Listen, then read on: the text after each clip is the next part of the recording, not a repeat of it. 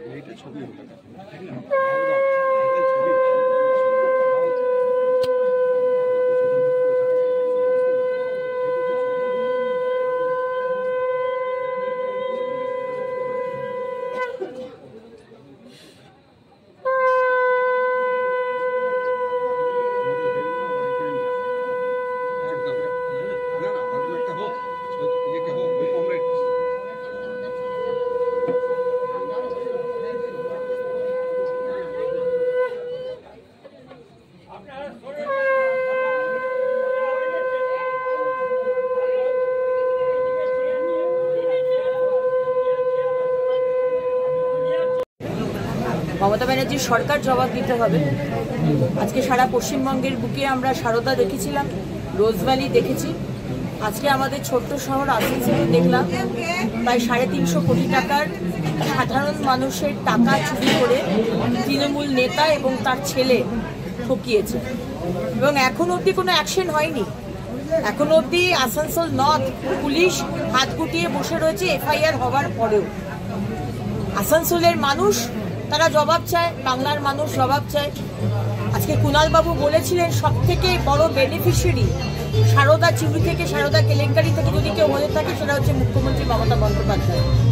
তো আজকে মমতা ব্যানার্জি আপনি জবাব দেবেন আসানসোলের মানুষকে, এবং তৃণমূল মানেই যে চোর সেটা আবার করে প্রমাণ করবেন।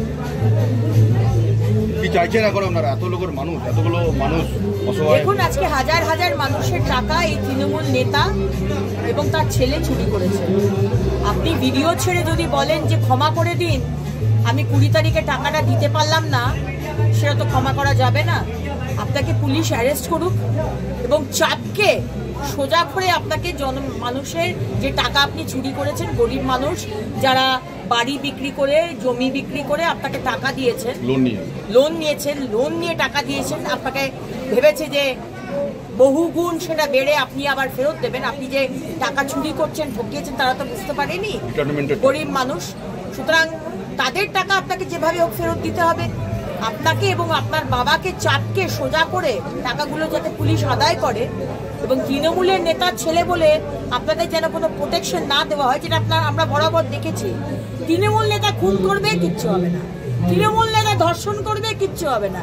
তৃণমূল নেতা চিটফান্ড করে মানুষকে ঠকাবে, তাতেও কিছু হবে না। এটা যদি ভেবে থাকেন পুলিশ আর প্রশাসন ভুল ভাবছে। আপনারাও কি কোনো উদ্যোগ নেবেন যারা এই গরিব মানুষের টাকা পায়? আমরা আজকে আন্দোলন করব। আমরা বিকেলবেলার দিকে আন্দোলন করছি। আজকে শুভ দিন, ভাইফোঁটার দিন, সবাই ভাইরা বোনেরা অন্যরকম মুডে রয়েছে, কিন্তু আসানসোলের মানুষকে এইভাবে ঠকানো হবে, এটা তো আমি আসানসোলের মেয়ে হিসেবে, বাড়ির মেয়ে হিসেবে এটা তো আমি সহ্য করবো না।